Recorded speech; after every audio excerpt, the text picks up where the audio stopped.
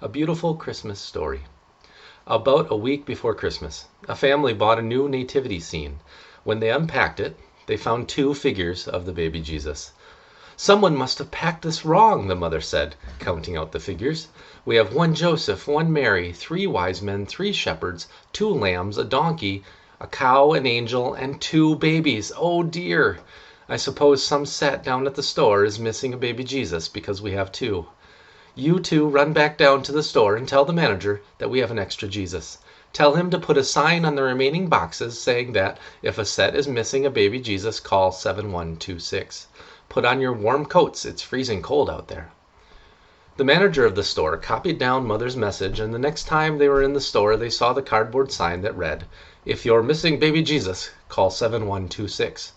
All week long they waited for someone to call. Surely they thought someone was missing that important figurine. Each time the phone rang, Mother would say, "I'll bet that's about Jesus," but it never was.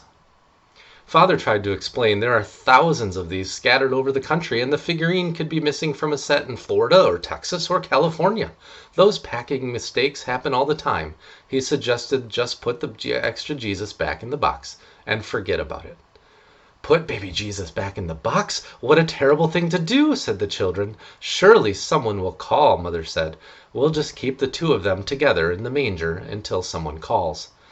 When no call had come by 5 o'clock on Christmas Eve, Mother insisted that Father just run down to the store to see if there were any sets left. "You can see them right through the window over on the counter," she said. "If they are all gone, I'll know someone is bound to call tonight." "Run down to the store," the father thundered. "It's 15 below zero out there." "Oh, Daddy, we'll go with you." Tommy and Mary began to put on their coats.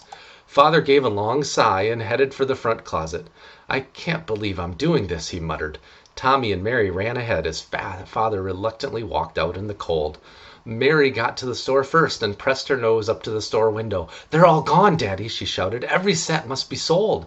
"Hooray!" Tommy said. "The mystery will now be solved tonight." Father heard the news still a half block away and immediately turned on his heel and headed back home. When they got back into the house, they noticed that Mother was gone, and so was the extra baby Jesus figurine. "Someone must have called, and she went out to deliver the figurine," my father reasoned, pulling off his boots. "You kids get ready for bed while I wrap Mother's present." Then the phone rang. Father yelled, "Answer the phone and tell them we found a home for Jesus." But it was Mother calling with instructions for us to come to 205 Chestnut Street immediately and bring 3 blankets, a box of cookies, and some milk. "Now what has she gotten us into?" my father groaned as we bundled up again. 205 Chestnut, why that's across town. Wrap that milk up good in the blankets or it will turn to ice before we get there. Why can't we all just get on with Christmas? It's probably 20 below out there now and the wind is picking up. Of all the crazy things to do on a night like this. When they got to the house at 205 Chestnut Street, it was the darkest one on the block. Only one tiny light burned in the living room, and the moment we set foot on the porch steps, my mother opened the door and shouted, "They're here! Oh, thank God you got here. Ray, you kids take those blankets into the living room and wrap up the little ones on the couch. I'll take the milk and cookies." "Would you mind telling me what is going on, Ethel?" my father asked. "We have just walked through below zero weather with the wind in our faces all the way." "Never mind all that now," my mother interrupted. "There isn't any heat in this house, and this young mother is so upset she doesn't know what to do. Her husband walked out on her, and those poor little children will have a very bleak Christmas, so don't you complain. I told her you could fix that oil furnace in a jiffy." My mother strode off to the kitchen to warm the milk, while my brother and I wrapped up the 5 little children who were huddled together on the couch.